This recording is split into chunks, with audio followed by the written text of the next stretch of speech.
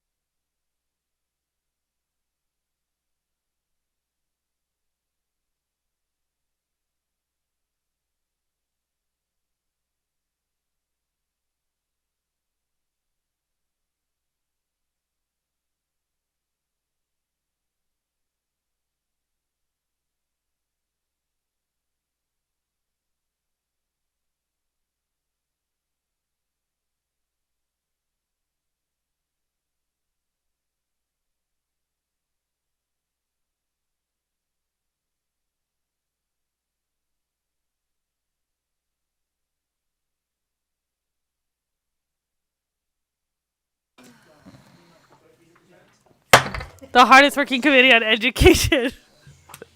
I'm feeling a little aggressive. I'm making the gavel a little harder than we need to. The hardest working committee in the Nevada State Legislature, the Assembly Committee on Education, will reconvene. Assemblymember Koenig, did you have a comment? All right, he is encouraging us to pass a plan. So today we will do just that. And with us today we have Dr. Keating presenting SB 81. Please begin when you're ready, and we appreciate you for being a team player.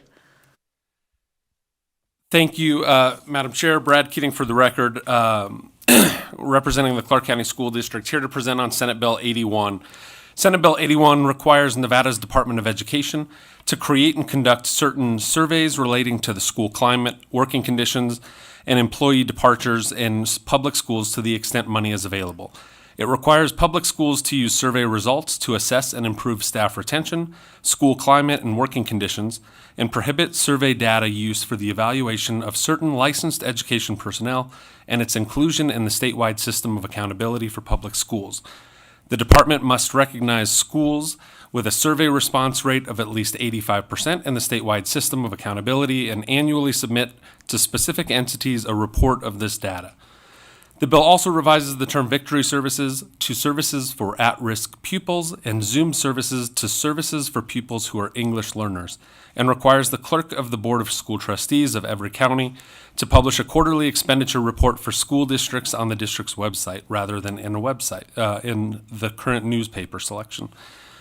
Additionally, the bill eliminates the requirement for the Commission on Professional Standards in Education to prescribe qualifications for the licensing of administrators through the alternate route to licensure program, and instead requires the Commission to prescribe qualifications and procedures for licensed teachers and other licensed personnel to become administrators. The bill also eliminates the requirement for NDE to recommend to public schools a minimum amount of money that must be expended on textbooks and other instructional items. Madam Chair, there is a proposed amendment today that is supported by school districts, and that was that you all see before you. The purpose of that amendment is to reverse the changes made by AB 54 from the 2023 session as it relates to who provides payment to a hospital or other facility that provides residential treatment services for children. From 2013, it was what you see before you in the amendment was what was in the law from 2013 to 2023. There was a change made from it being on the department's back to the school district or charter schools. There was confusion there. We believe the amendment, and we support the amendment, returning the responsibility for payment to the Department of Education. With that, I'm happy to answer any questions this wonderful committee may have. Thank you. With that time, I know we have a number of questions for Dr. Keating. We're going to start with Assemblymember Mosk. I know LaRue Hatch has a couple right after it. Thank you, Dr. Keating. I would never know that you were not the person presenting, so thank you so much. I don't have a question, I just have a statement that I think is important on section 19.3 and 19.5. On page 31, there's been a lot of discussion this session about changing the word scholarship to stipend, which changes some of our alternative route to licensure programs and how they're funded. So I just wanted to get on the record that that section fixes that according to what I've heard. So I know you're not NDE, but I want to get that on the record that that is the purpose, and we'll make sure we don't harm those ARL programs because we need our teachers for our students. Thank you. Thank you. Members, additional questions? Assemblymember LaRue Hatch. Thank you, Chair. You know how much I love questions. So I have a question on section 1 about the surveys. I appreciate that we are going to be asking surveys of our staff, and we're directing schools to use them. But I just wondered if you could speak to what are we doing to ensure that actions are being taken? You know, if 70% of the staff say the leadership of this school is inadequate, will there be changes that are made? I just think ignoring staff is one thing, but then asking and disregarding their opinion is significantly worse. And so I want to make sure we're actually doing something with these surveys. Thank you, Brad Keating, for the record. While I would have to lean on the department for the specific answer, I will say in conversations with the department and school districts across the state, one of the biggest issues that we've seen over the past few years is that we haven't had the data to truly show why people are leaving and what the reasoning is behind that. We've also had districts have had different surveys, which isn't equitable in any way, so we can't really track the data. What this will do is it will make sure that all school districts are using the same data, tracking the same metrics, so that it will allow you all, it will allow us as districts to truly evaluate the data and see what the issues are. Members, any additional questions? Assemblymember DeLong, you have a couple questions? Oh, Assemblymember LaRue Hatch. Thank you, Chair. All right. My second question is, it's just in multiple places in this bill, there is a change from the State Board of Ed to the superintendent. And I've noticed that in other bills, there tends to be a trend of changing from the state board to the superintendent. So obviously you don't represent NDE, but if you could speak to maybe why that is being done on such a regular basis in this bill and others. Brad Keating, for the record, representing the Clark County School District. Again, I would rely definitively on the NDE to answer that question. However, I do understand in working with them that it is easier to move and to adjust and make changes as it's the superintendent leading the work and they can make a change immediately, as opposed to waiting for the state board who meets regularly but not every single day. Thank you. I appreciate that. That's actually a concern that I had in a couple pieces of legislation that I worked on this legislative session, where I think we originally put that it was for the state board and then changed it for the superintendent or the department. And I think that really does speed up the process too, because if we require it to be the state board, it can slow things down. You have to wait till they have a meeting, but then also, and then it gets reviewed and then approved at the meeting.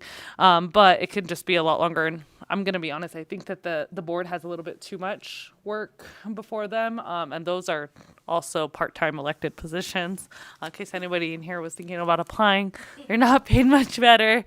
So I know that can kind of just cause like a delay, and I think an abundance of work that maybe isn't better executed. Members, any additional questions? Assemblymember Flanagan. Thank you, Madam Chair. Super quick. Mr. Keating, thank you. On the surveys, in line with my colleague's question, will the information be made public? Because education is always a community conversation, and everyone is concerned with why teachers are leaving or not staying. So is that something we would expect the school district to share? Or would that be considered confidential? Just, can we get a report, maybe, in the end? Brad Keating, for the record, yes, we can ensure, we could work with the Department of Ed to make sure that the reports are given to you all on a regular basis. We already do reports, we report reasons why individuals leave within our individual school board meetings, so that data can be compiled. It'll be much easier through one survey tool to be able to compile that and share that. Thank you. And I will note that on this piece of legislation, section 1 sub 5 on page 6 of the bill, it does note too that it'll be submitted to the Commission on School Funding and the state board report of that data collected. So that would demonstrate too that there would be some type of transparency of that information, and then we could use it too in this legislative body for any policy considerations. Members, additional questions? Not seeing any at this time. Thank you, Dr. Keating. That was a very thorough presentation. We do appreciate it. I know you were preparing for that all morning. At this time, it will invite anyone wishing to testify in support. I know there's a lot of people here wishing to testify in support of this bill, so we are going to limit we're going to limit testimony to 20 minutes. So we'll go ahead and start first here in Carson City. Thank you, Chair. Dan Musgrove with Strategies 360 here on behalf of UHS Delaware, which includes a residential treatment facility in Reno, Nevada called Willow Springs. And I'm also working with another company that's down in Las Vegas called Sun Arch Academy. Back in 2013, Senator Woodhouse brought legislation that would allow for hospitals that provide behavioral health treatment to kids who are in long-term treatment. That's anything over 7 days. So sometimes these kids are in 30, 60, 90 days. We instituted a very long time ago charter schools within those facilities so that kids don't fall behind. They're already facing crisis. We want to make sure that they keep up with their peers and that returning to school is not another crisis that they have to deal with. So we get payment. Well, that's been in place since 2013, as I said. It was always on the responsibility of the Department of Education. Last session in AB 54, Section 4 of that bill, they put it on the responsibility of school districts and individual charter schools. And that became very unmanageable, as you can imagine. And it became very hard for our hospitals to kind of chase the dollars. And so even though we already work with the schools when it comes to returning the child, making sure that they've met the standards of the school at the time and getting them back in their home class, the payment side was very untenable. And so we are just asking this legislature to return it the way it was prior to 2023. And hope for your support and appreciate Dr. Keating's explanation. We've talked to the School Superintendents Association. They are also supportive, and we hope this committee is as well. Thank you. Thank you, Chair and members of the committee. Austin Daly on behalf of the University of Nevada, Reno. For the record, just want to say we support SB 81. Thank you.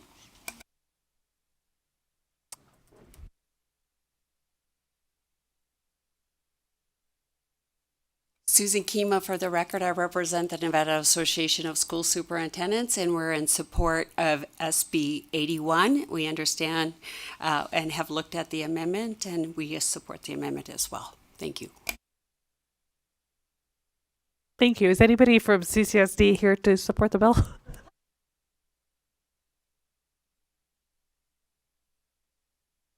Nathaniel Wallace, Clark County School District. We want to thank Dr. Keating for bringing the bill forward, and we support it. Thank you. Thank you. Seeing nobody else here in Carson City nor in Las Vegas, ABH, on what I expect is a packed phone line, is there anyone else wishing to testify in support? Thank you, Chair. At this time, we have no callers in support. I'm really surprised considering that there's so few things to do on a Saturday except for join the Nevada State Legislature YouTube page, so there's no more callers. At this time, we'll go to opposition. Is there anyone wishing to testify in opposition to SB 81? Seeing none here in Carson City nor in Las Vegas, ABH, is there anyone on the line? Chair, we have no callers to provide testimony at this time. Thank you. At this time, we'll go ahead and go to neutral. Seeing no one here in Carson City nor in Las Vegas, ABH, is there anyone on the line wishing to testify neutral? Thank you, Chair. At this time, we have no callers for neutral. Thank you. At this time, I'll go ahead and invite the department if they have any closing remarks. I know that we're good. We don't even need closing remarks. All right. With that, we'll go ahead and close the hearing on SB 81.